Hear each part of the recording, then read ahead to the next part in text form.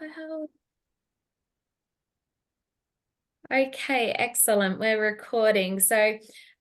Most of you should know me by now. My name is Mary and I'm the health educator at Arthritis New South Wales.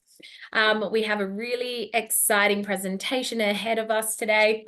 We are introducing Stacey Hutchinson, who is a virtual care project officer at the Agency for Clinical Innovation. And so over the last 3 years, Stacey has been a part of the ACI virtual care team. So she has had a big focus on statewide training, and she has been able to, she's had a very pivotal role in the implementation of virtual care.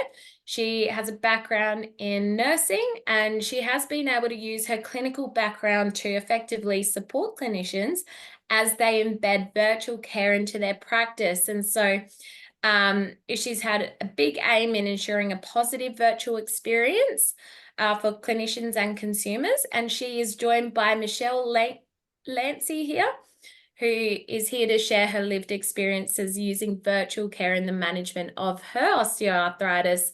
And so Stacey is here to really talk to us all things about virtual care, the benefits, common myths. And so if you're someone who's been a little bit on the fence about telehealth or virtual care, or you're unsure about how to navigate technology in this particular space, this is certainly your chance to ask all the questions. And hopefully by the end of today's session, you feel better equipped to explore this new landscape of healthcare. So what I'll do is I'll hand over to you, Stacey. Fantastic. Thank you so much for that. I really appreciate it. And I can all see my screen. Excellent. So welcome everyone to today's webinar from Arthritis New South Wales. As Mary introduced, I'm Stacey Hutchinson, Virtual Care Project Officer, and we will be talking to Michelle Lancy in a little bit of time. My slideshow just decides it doesn't want to move forward. That's a bit rude. There we go. So today, before I get started, I would like to acknowledge the traditional owners of the lands that we meet and work on. I would like to pay my respect to the Aboriginal elders of the past and the present, and I would like to extend that respect to any Aboriginal people who are joining us here today. This slide's actually probably much more relevant given the audience that I'm talking to today. I would like to recognise and appreciate my consumers, the patients, the carers and the supporters and the loved ones. Your story, your voice, your lived experience is really powerful, and it actually is what drives me, my team and all of my organisation. Your contribution is vital to making a health system that is usable, workable, and hopefully functioning and supportive of you. So on to today's topic. What is virtual care? Now, honestly, the most important takeaway message that if I can get this across today is that care is care. Whether it's delivered in person or virtually, it's all about care. So simply put, virtual care involves any interaction between a patient and a clinician or between clinicians that occurs remotely using technology. There are many benefits of virtual care, and I'll cover them later in the session, but it is a very integral part of a sustainable healthcare future. So there are a few ways of delivering care virtually, and you've probably heard or even used the term telehealth. But we are now using the term virtual care because it's a little bit more encompassing of all the different ways that care can be delivered with technology. And most people think that COVID was the catalyst for virtual care, but it's actually been around for decades. There's even stories of a medical consult via telegraph in 1874. And long before COVID, you probably used a telephone to receive your care or your results. So it's been around for a long time, but the silver lining of COVID was that it generally did increase the acceptance of virtual care with clinicians and with patients, and especially with video conferencing. So exactly what we're doing now in this Zoom webinar, video conferencing allows patients and clinicians to communicate face-to-face, and it allows multiple people to attend. So you can have your clinician, your nurse, your doctor, you can have the patient, your carer, your specialist, your GP, you can have an interpreter. Everyone can be joining. Like in this Zoom, we've got, quite a lot of people. Same with any clinical video conferencing. You can have that as well. Store and forward is probably not really used as much with the patient interaction. It's sometimes known as asynchronous care, meaning that the care doesn't necessarily happen at the same time with all the people together. So it just involves like acquiring, storing, and sharing clinical information, so data, images. So what it is store and forward allows clinicians to review a patient information and make clinical decision to support the management of that person. So it's like if an X-ray or an image of a wound is sent from one clinician to a specialist to review, that specialist can then make a management plan. Remote patient monitoring is when data is collected and transmitted to analyse a patient's health data remotely. So, for example, a patient may have a wearable device that monitors their clinical signs, so like blood pressure, heart rate, blood sugar level.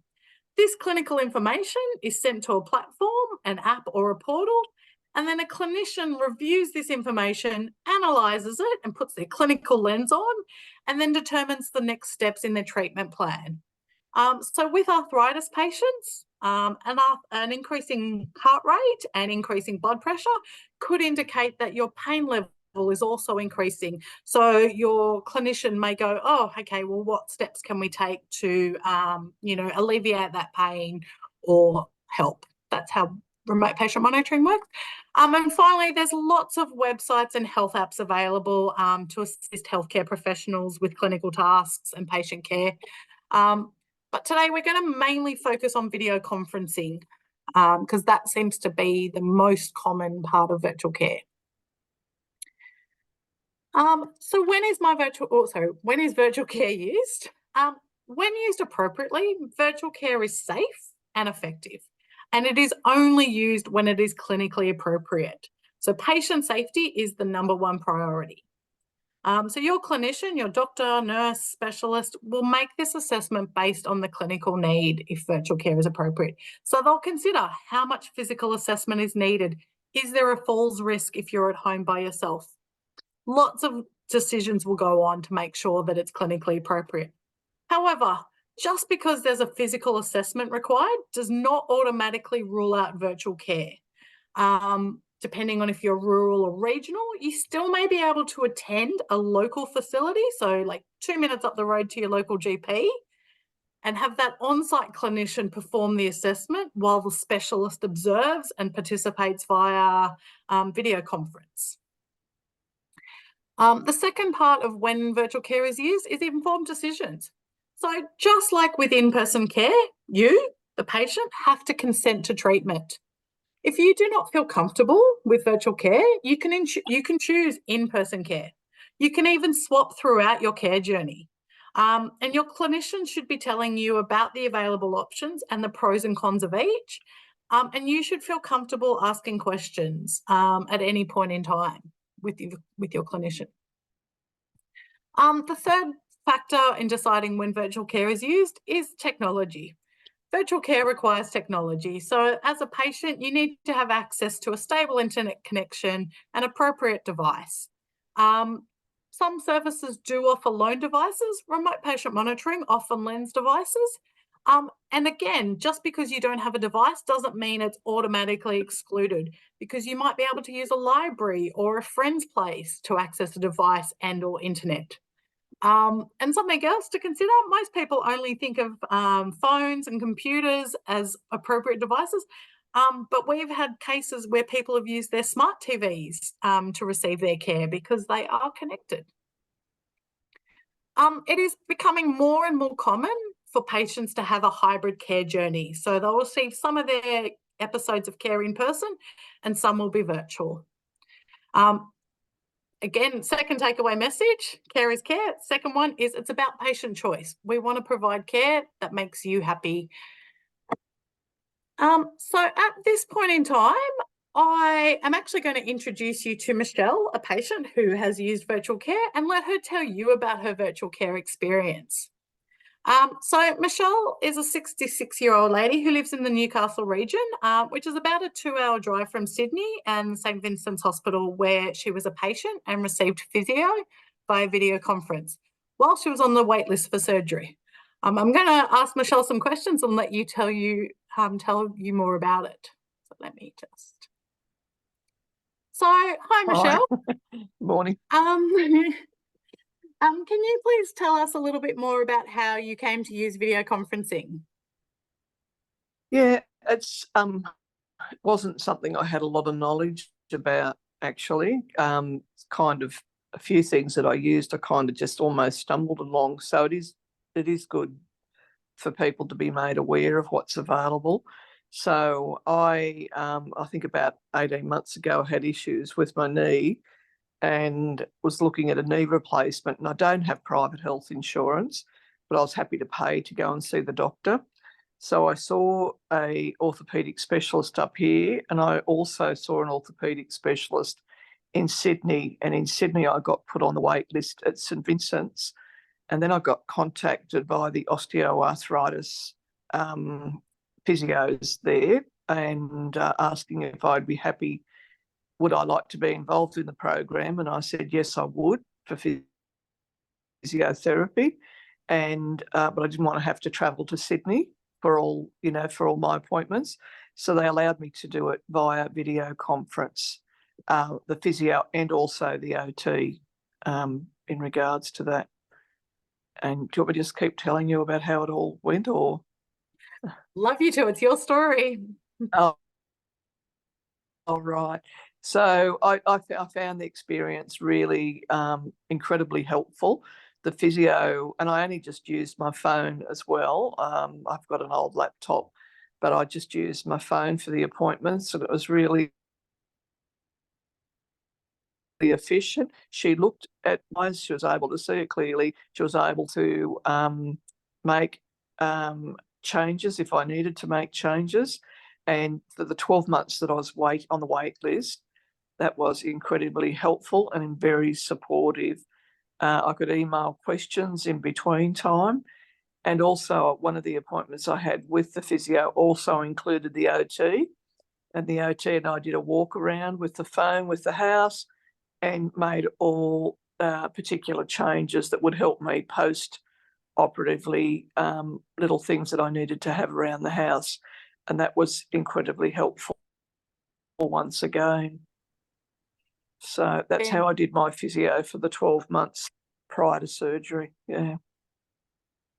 Fantastic. And you got to essentially being pain-free before your surgery, which was great to hear.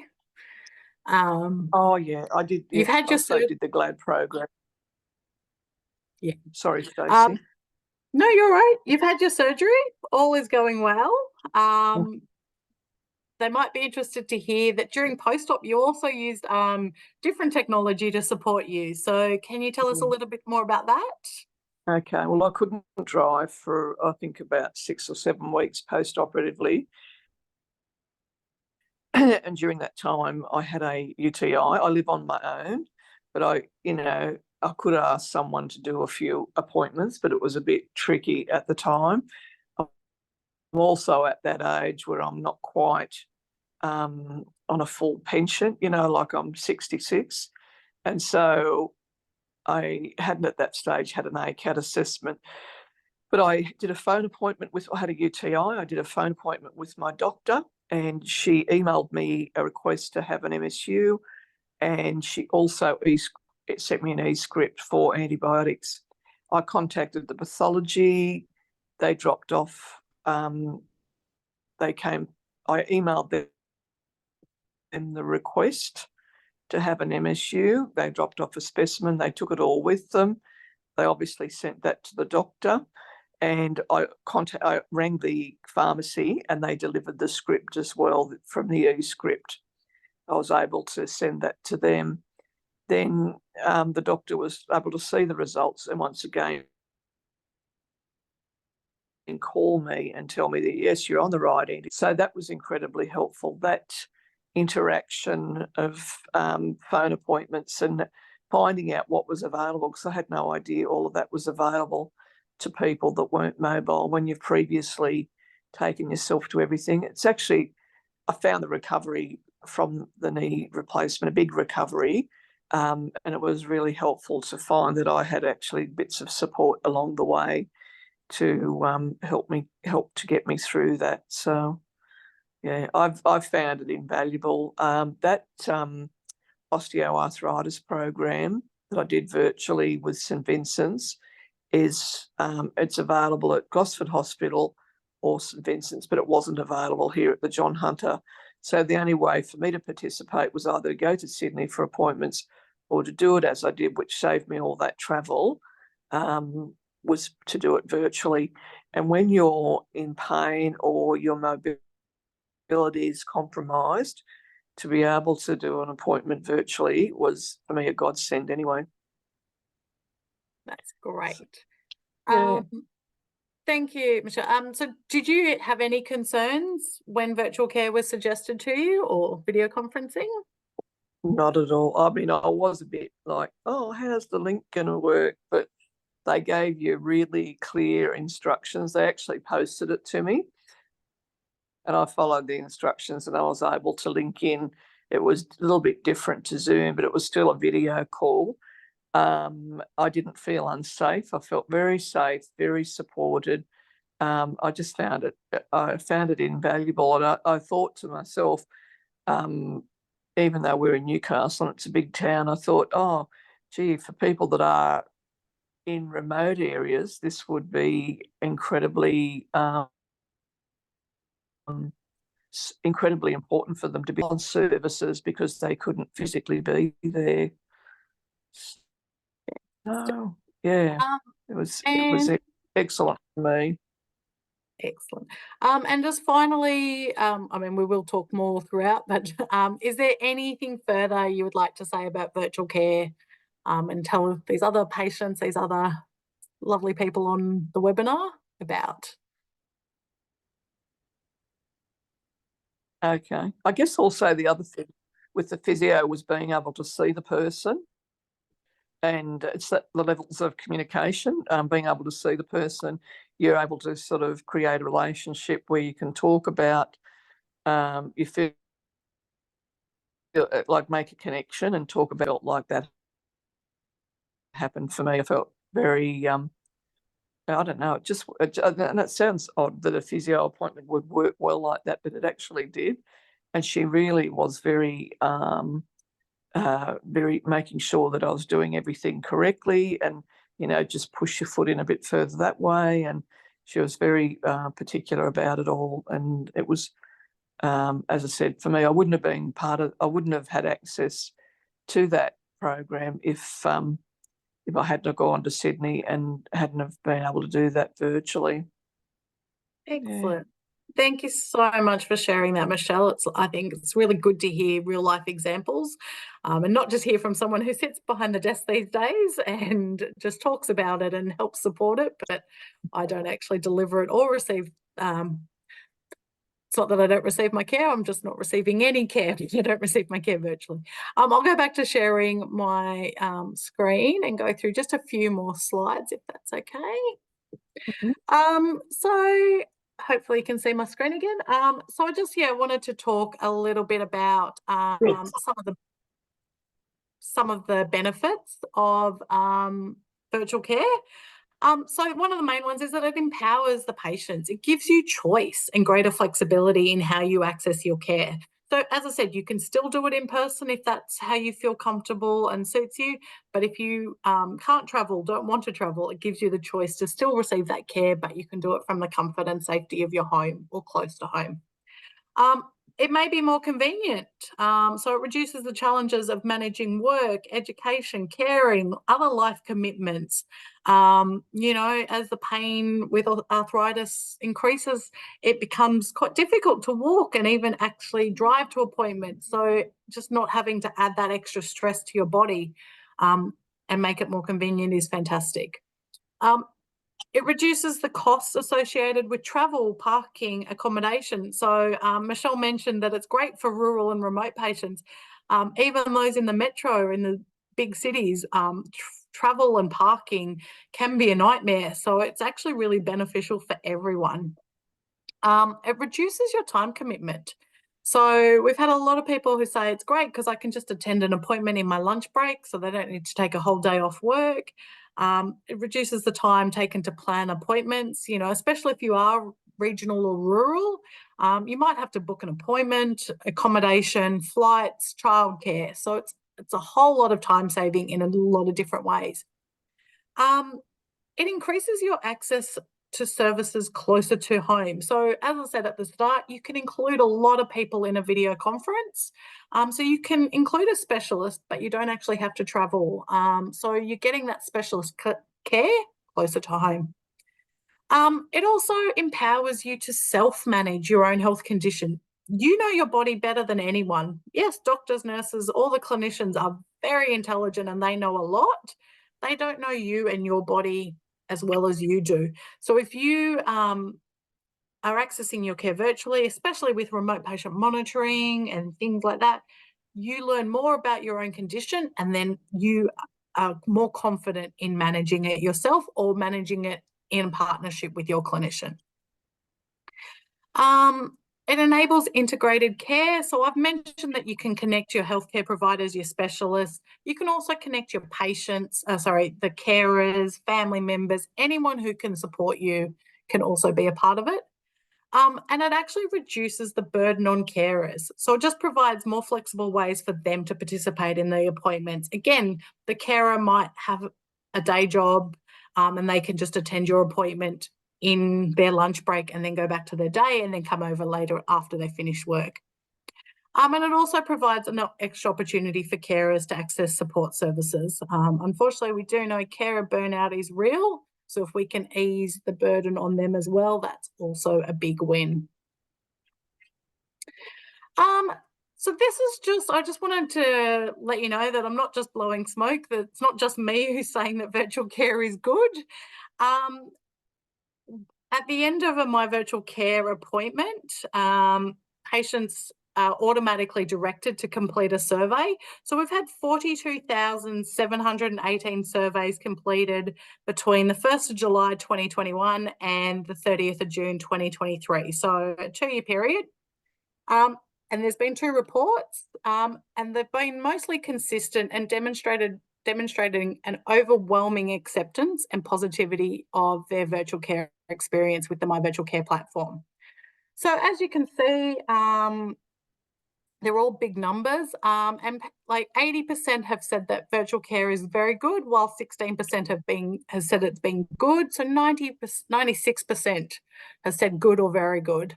The one significant difference from the first report to the second report was an increase from 16 to 26% of people who rated virtual care as better than in-person care. So a quarter of those people are saying virtual care is better.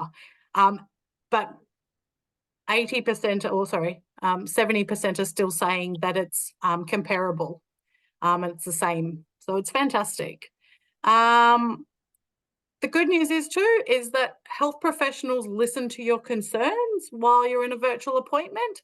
And I actually recently met a patient who said that they felt more comfortable asking questions in a virtual appointment than they did in person or on the telephone. They always felt a bit rushed on telephone or in person, and they always felt like we knew the doctor had to get to the next appointment. But in a virtual appointment, there was an allocated time. You knew you had 25 minutes or however long, I think 25 minutes was their appointment. so they felt comfortable asking questions, even if they thought, oh, the doctor might think this is a silly question, but it's not silly to me. But they felt much less rushed. So I'm not going to necessarily go through all those, but hopefully you can see that overwhelmingly virtual care is viewed in a positive light. And these are just some quotes that the respondents included in their survey. So again, I'm going to let you read these for yourselves. Just give you a few seconds to read those. But yeah, it's great to see that virtual care has such a positive impact for so many people. Okay. Just want to cover off some myths around virtual care. So the first one is that virtual care is only for certain types of healthcare services. So that's a myth. Most services do have opportunities to integrate virtual care somewhere in the journey. I'm not saying everything can be done virtually, but even surgery, you can have a virtual pre-admission clinic or a digital discharge. So you can't just go, no, it doesn't suit at all. It may not suit for every part, but it might suit for little parts. Virtual care is impersonal. Actually, as the slide before showed, there's growing acceptance. From a clinical perspective, it does require a little bit of different skill. It's a little bit different in how you communicate, but generally clinicians are able to develop rapport. And actually the initial detachment and that virtual setting has actually been beneficial in some cases. We had a palliative patient who was that very traditional stoic male who never wanted to talk about his feelings or really burden anyone with any concerns. But in a virtual consultation, he actually was much more open because in his mind there was a level of separation. There was that person who he was being touchy-feely with was actually on the other side of a computer, so he felt quite safe to do it.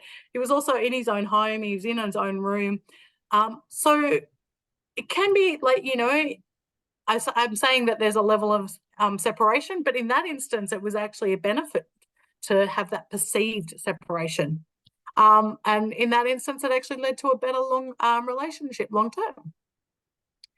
The next myth, virtual care is not as effective as in-person care. This is just false. Numerous studies have shown that virtual care can be just as effective as the traditional in-person care for many conditions, including follow-up visits, chronic disease management, etc. Again, it's just where and when, making sure it's used appropriately and safely. Only for tech-savvy patients, virtual care. This, again, is a big myth. So, yes, you do need to be able to access technology, but most platforms and services are designed to be user-friendly for all people of all ages with all technological backgrounds. I'm sure Michelle will confirm this when we get through it, but the My Virtual Care platform, she'd never seen it before. It's pretty user-friendly. It's a simple one-page sheet of these are the steps, and once you've done it once or twice, it's very simple. Most healthcare providers offer support, guidance, such as the mailing the resource sheet. And a lot of services even allow extra time in their first, second appointments to make sure to work you through those steps, to teach you, show you, and provide any support, even if it's tech support or platform support. Virtual care is only for rural areas. I think I may have covered this, but yes, the rural are definitely early adopters, and they definitely have a high usage, but it is widely used in metro and regional areas. As I said, metro patients have the same constraints of time, parking, travel, family commitments. So it is used all over Australia, actually all over the world really now. This is a really big one, that virtual care is only for younger generations. Funnily enough, we've actually found the opposite. It's been the older people who have embraced the technology and changes much more so than the younger people. And I don't like to be too generalistic, but I do know that a lot of younger people only like texting. So even doing video conferencing where you actually have to speak to someone in person, they're still shying away from that. In saying that, they're shying away from all medical appointments in person or virtual. So that's probably a bit skewed. But we have found that the older people have really embraced it. And again, as it's such a simple technology, and people are willing to take the time and step you through it, it's been a big game changer for all generations. Virtual care is expensive. So within New South Wales Health, there's no additional cost to access care virtually. Your video conferencing and remote patient monitoring do use some of your data or your internet. So there is that cost. But if the data costs do become problematic or concerning, a lot of services do offer data packs. So you can still receive your care free or cheaply. And realistically, the data packs are probably still cheaper than petrol and parking, especially in Sydney. And the final one is that virtual care is not secure or private. So all New South Wales Health platforms and devices have to undertake a security and privacy assessment before they are endorsed for use. And generally, patient information, yes, you're talking, but it's not written down and recorded over the virtual platforms. It's entered into your electronic medical record the exact same way it's entered if you do it in person. So the level of privacy and safety is actually pretty similar to doing an in-person consultation. We are getting close, but that's some of the myths. So if you do want any more information on virtual care, obviously we're going to have some question time, so feel free to ask your questions there. But there is also more information available on the ACI website, which you can scan the QR code there if you want. This website has patient stories, patient videos, supportive resources, links to other useful sites. Like there's a virtual care hub, which is quite patient-centric. Virtual care in New South Wales for patients resource is there. And that patient care for New South Wales for patients is designed to help people in New South Wales learn more about virtual care, including how it's used and their choices and options. And it answers a range of frequently asked questions and provides link to more information. So there's a whole heap of information from the ACI website. That is the end, but if you do have any questions, as I said, you're more than welcome to ask now in this session, or you can email me after the fact at the ACI virtual care email address, or you can look on our website and ask questions. I'll keep that up on screen for a second, but I'll hand back to Mary and see if there are any questions. Thank you so much, Stacey and Michelle. That was really insightful.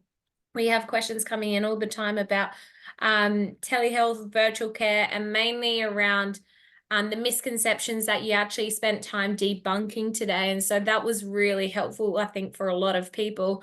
It's very clear that the quality of care is actually very comparable to face-to-face appointments. And, you know, I do know there is a lot of apprehension in the community about using this type of care for a lot of different reasons. There's fear about technology. It's also how would the experience compare to a face-to-face appointment? And I think it was really great, particularly when Michelle was sharing her story about how she got into virtual care and just the experience she's had. Even the feedback with over 42,000 people, majority of them sharing, you know, nothing but positivity around this landscape. It's really great to hear. So it's very clear it can be very beneficial. Does anyone have questions for Stacey or Michelle? I mean, what advice would you have for people who are unsure about how to bring up accessing virtual care with their primary healthcare physicians or allied health professionals they work with? Yeah, I'm happy to answer that, but I also just want to mention that Judy did put up her hand, so we'll come to your Oh, question afterwards if that's okay. excellent. Yeah. Honestly, your healthcare appointments are about you. You can be as blunt as possible. You're like, can I have this virtually? Can I do this in my own home? And if they say no, ask them why not. What's stopping it? And I know that sounds really like probably not necessarily in everyone's comfort zone to just ask bluntly, but you can say, look, I attended this webinar. It sounded useful. It sounded like it would suit me. Can we discuss it? Like why? And it might be that they haven't got a platform set up and they may not have it set up. We go, cool. Can we set it up together? Can we start planning it? We're actually, I think, at a point where COVID kind of forced everyone to deliver care virtually. But all your nurses, your doctors had been delivering care in person for so many years that as soon as COVID finished, I say finished, I still don't know if we're really through it completely, but we're gone back to the new normal. As soon as COVID finished, they went, oh, let's go back to the way our normal was. So they were able to do it, but it's not in their comfort zone, unfortunately. So now we're at a point where we almost need you as our patients to be the advocates for virtual care and almost pull your clinicians along and go, hey, this would make my life better and it's my care. Can I have this for me? So you almost need to drag them back along, which I apologise. I shouldn't be putting that burden on you. But it's your choice. And if you just keep reminding them of that, if they do have any concerns, especially within New South Wales Health, every local health district has a virtual care manager. So someone who can help support them set it up for their service. I'm not as familiar with all the PHNs, what level of support they have. But honestly, it's not that hard to set up a Zoom. It's not that hard to set up most things. So just keep asking for it and just say, it's my care. It's my choice. Yeah, we definitely have a role to play here, don't we? And seeking out support. I mean, there's so many people around to actually give you that support if you're unsure about, how to download Zoom. It's very easy, but sometimes we just need that helping hand. And Judy, you raised your hand before. Yeah, Stacey, this is an amazing service that you provide to people. I'm a peer mentor for Arthritis Queensland, but I also work with people who are in New South Wales, and they're often quite isolated. And some of them have got to drive for 3 hours to get to see their rheumatologist. So I'm kind of excited that I could say, hey, there's this great service. Have you thought about it? And can you get in touch and make it happen for you? Because when you've got rheumatoid arthritis, moving anywhere is often very painful.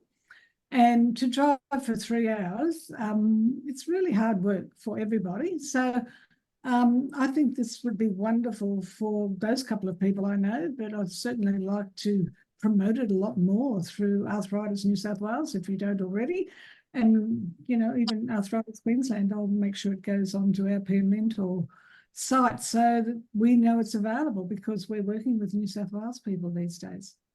Queensland Health also have virtual care services as well. So they may not have the My Virtual Care system.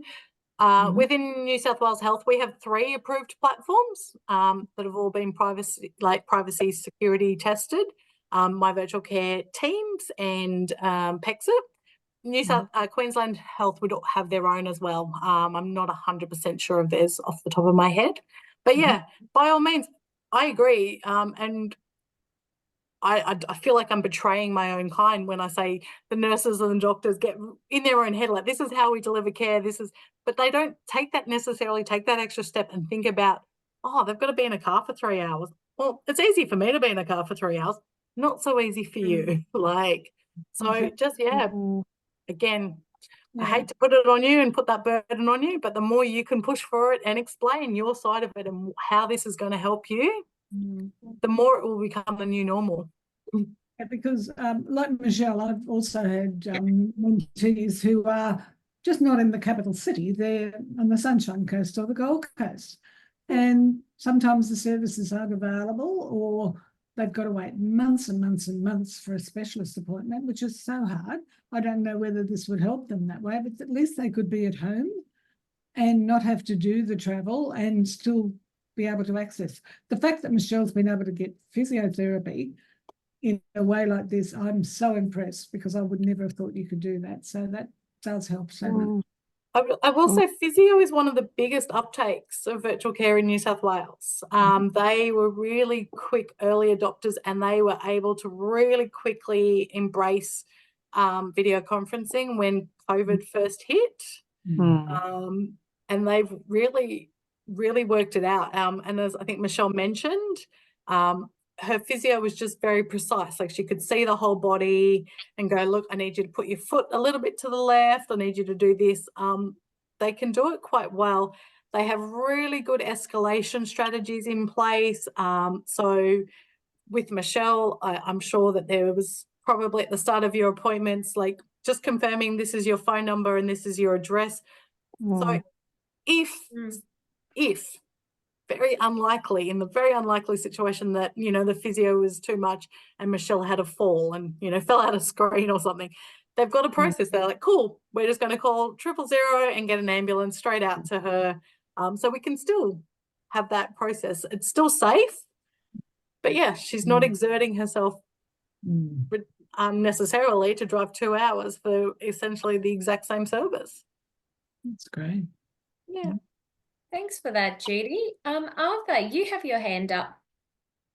Yes, Stacey, I may be overcautious with respect to privacy, particularly with all the scams and all the things that are going on.